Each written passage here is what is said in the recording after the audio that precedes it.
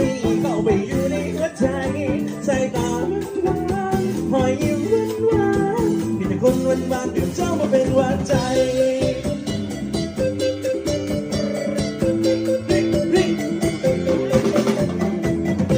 เสียงพา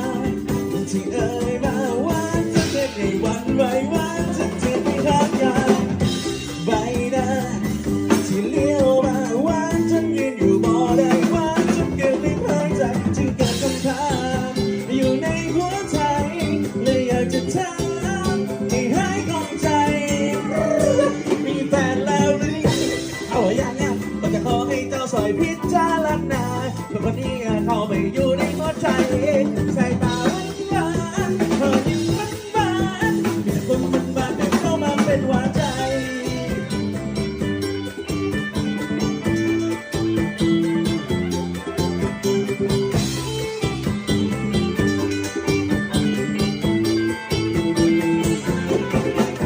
จึงเกิดคำถามอยู่ในหัวใจอยากจะถาม